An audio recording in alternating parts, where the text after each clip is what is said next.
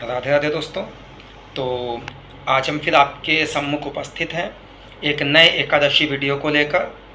तो दोस्तों, जैसा कि आप सब जानते हैं कि हम अपने चैनल पे हर एकादशी को उस एकादशी से संबंधित एक वीडियो अपलोड करते हैं, जिसमें हम उस एकादशी का महत्व, उस एकादशी की कथा की चर्चा करते हैं। तो जैसा कि पिछला जो एकादशी का वीडियो था उसमें आप सब ने जाना पद्मा एकादशी की कथा, उसका महत्व। और तो मेरे जिन व्यूवर्स ने उस वीडियो को नहीं देखा है, मैं आप सबसे रिक्वेस्ट करता हूं कि आप उस वीडियो को भी एक बार ज़रूर वॉच करें, क्योंकि उस वीडियो में हमने डिस्कस किया था, हमने चर्चा करी थी हमारे सनातन हिंदू कैलेंडर में एकादशी तिथि किस प्रकार से आती है और कितने एक महीने में कितनी बार एकादशी तिथि होती है और उसका क्या महत्व है। तो ये सब हमने डिस्कस किया था। अब जैसा कि आप सब जानते हैं दोस्तों कि कल 10 अक्टूबर 2023 जो कि इंदिरा एकादशी का कल व्रत है, तो आज हम इंदिरा एकादशी का महत्व जानेंगे, इसकी कथा सुनेंगे। तो बिना विलंब के हम इस व्रत कथा को, इस एकादशी की कथा को शुरू करते हैं। तो पहले तो हम ये जानते हैं कि ये जो एकादशी है, इंदिरा एकादशी, यह इतनी महत्वपूर्ण क्यों है। तो दोस्तों, ये जो इंदिरा एकादशी है, यह एकादशी पितृपक्ष में पड़ने वाली एकादशी है, क्योंकि ये जो 15 दिन है हमारे सनातन संस्कृति में पितृपक्ष कहे जाते हैं, जिसमें कि हम अपने पितरों के प्रति जो हमारे पूर्वज जो जिनका देहांत हो चुका है उनको याद करते हैं, उनको स्मरण करते हैं और उनके लिए जल और भोजन आदि समर्पित करते हैं, दान करते हैं। तो इस प्रकार से यह सनातन धर्म की एक सुंदर व्यवस्था है, जिसमें कि देहांत होने के बाद भी हम अपने पूर्वजों को सम्मान के साथ स्मरण करते हैं, याद करते हैं। तो उसी 15 दिनों में पितृपक्ष में यह जो एकादशी आती है, इसीलिए इस एकादशी का और भी ज़्यादा महत्व है। तो क्या कथा है इस एकादशी की, आज हम वह जानते हैं। तो जैसा कि आप सबको पता है कि सभी एकादशी की जो कथाएं हैं वो महाराज युधिष्ठिर सुन रहे हैं और भगवान श्री कृष्ण उनको सुना रहे हैं।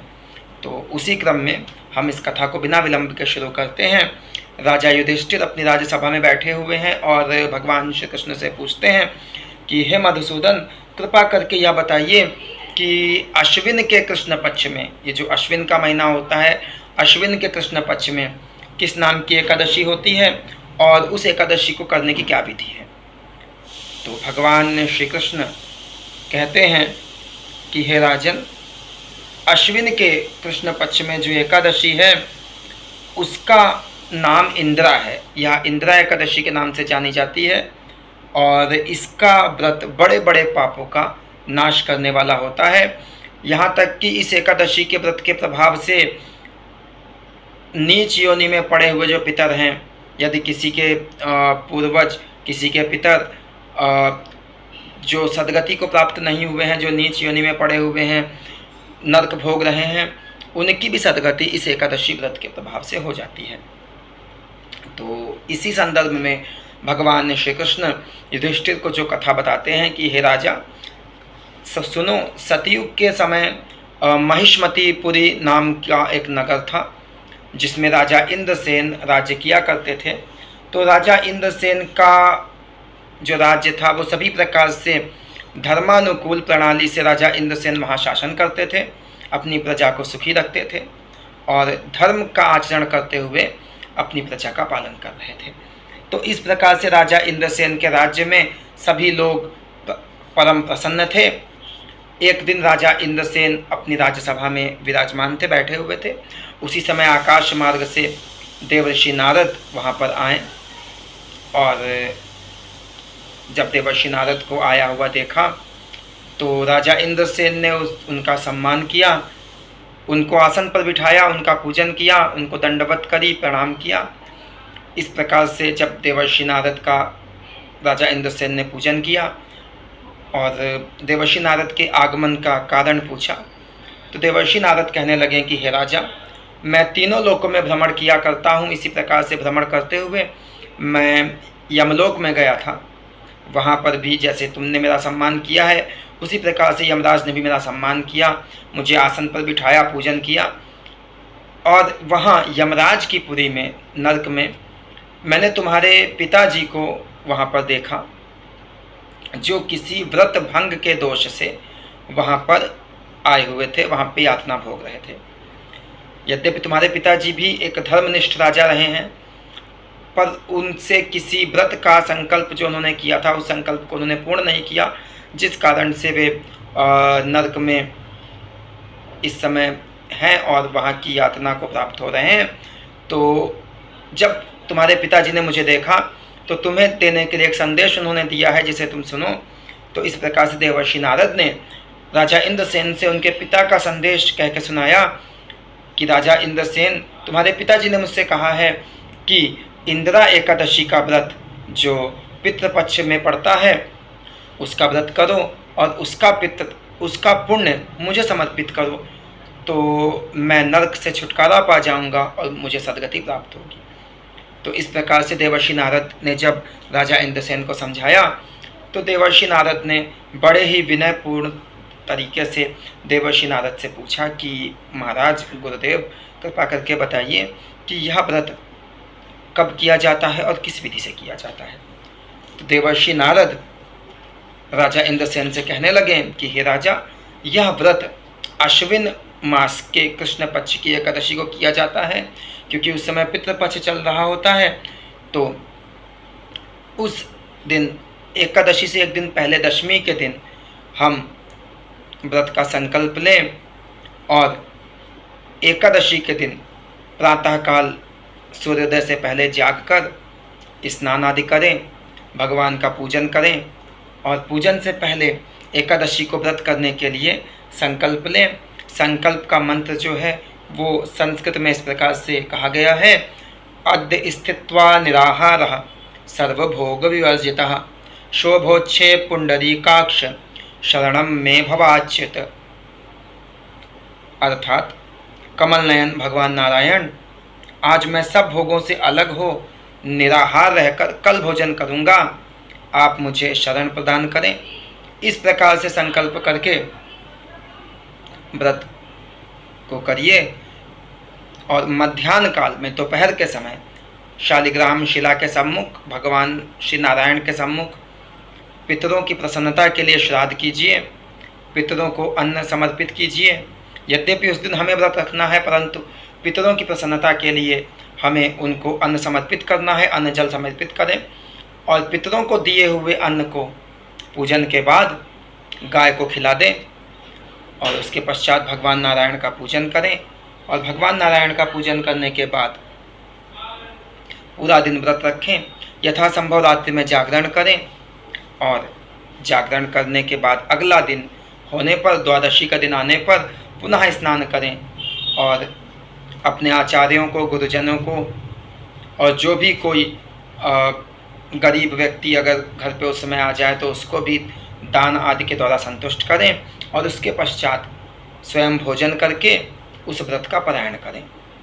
तो हे राजा, इस प्रकार से आप इस व्रत को करिए और व्रत करने के बाद व्रत का पुण्य संकल्प करके अपने पिता को समर्पित कर दीजिए, जिससे कि आपके पिता अवश्य ही नरक से छुटकारा पा जाएंगे और उनकी सद्गति होगी।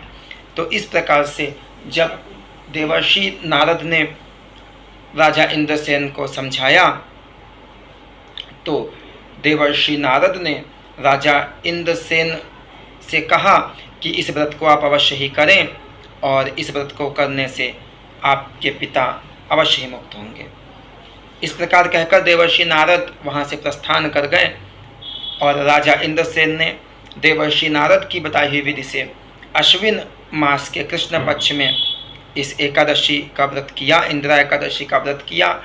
और इंदिरा एकादशी का व्रत करने के बाद अगले दिन द्वादशी होने पर भगवान का पूजन करके उस व्रत का पुण्य अपने पिता को समर्पित किया और व्रत का पुण्य देते ही राजा इंद्रसेन के पिता नरक से छुटकारा पा गए और राजा इंद्रसेन के सम्मुख प्रकट होकर उन्हें आशीर्वाद दिया कि बेटा, तुम्हारा खूब खूब कल्याण हो और सदा प्रसन्न रहें। इस प्रकार से कहकर राजा इंद्रसेन के पिता भगवान श्री विष्णु के वैकुंठ लोक को प्रस्थान किए। और इस व्रत के प्रभाव से राजा इंद्रसेन भी निष्कंटक राज्य करके उन्होंने एक पुत्र प्राप्त किया। और जब पुत्र बड़ा हो गया तब पुत्र को राज सिंहासन पर बैठकर उन्होंने भगवान श्री कृष्ण की, भगवान नारायण की साधना पूर्ण करी और राजा इंद्रसेन भी स्वर्गलोक को प्राप्त हुए। तो इस प्रकार से यह कथा सुनाकर भगवान श्री कृष्ण राजा युधिष्ठिर से कहते हैं कि हे राजन, इस प्रकार से यह इंदिरा एकादशी का जो महत्व है यह मैंने तुम्हें सुनाया। इस महत्व को सुनने से मनुष्य सभी पापों से मुक्त हो जाता है। तो दोस्तों, जिस प्रकार से यह इंदिरा एकादशी व्रत की कथा मैंने आप सब लोगों के सम्मुख वर्णन करी, तो यह एकादशी का व्रत कल 10 अक्टूबर को आ रहा है। तो यथासंभव आप सभी लोग इंदिरा एकादशी का व्रत करें और भगवान का पूजन करें। जो लोग व्रत नहीं भी कर सकते हैं, चूँकि एकादशी हरि स्मरण दिवस है, तो भगवान का स्मरण करें, भगवान का पूजन करें। यथासंभव पूरा दिन नाम जप में, संकीर्तन में व्यतीत करें और अपने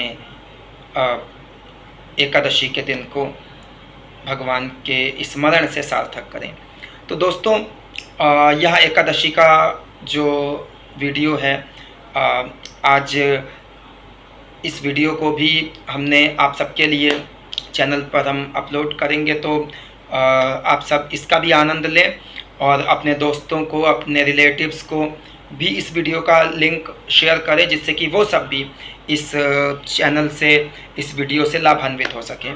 साथ ही साथ दोस्तों, अगर आपने अभी तक हमारे चैनल को सब्सक्राइब नहीं किया है तो प्लीज़ हमारे चैनल को सब्सक्राइब करें और बेल आइकन को भी दबा दें, जिससे कि हमारे आने वाले वीडियोस का नोटिफिकेशन आपको मिलता रहे। आपके बहुमूल्य कमेंट्स का हमें इंतज़ार रहेगा दोस्तों, क्योंकि आपके बहुमूल्य कमेंट से ही हम आगे और किस प्रकार के वीडियोस बनाएं और इसके लिए प्रोत्साहित होते हैं। तो हमें आपके अमूल्य कमेंट्स का भी इंतज़ार रहेगा। तो दोस्तों, मिलते हैं अगले वीडियो में, एक नए वीडियो में। अगली एकादशी के वीडियो में भी आपसे मुलाकात होगी, उसके बीच में भी जो दूसरे वीडियो आपको मिलते रहेंगे। तो दोस्तों, अगले वीडियो में मिलते हैं। तब तक के लिए दोस्तों, अपना साथ बनाए रखें और अपना सपोर्ट, आपके साथ की हमें बहुत ज़रूरत है। तो दोस्तों, मिलते हैं अगले वीडियो में। तब तक के लिए राधे राधे दोस्तों।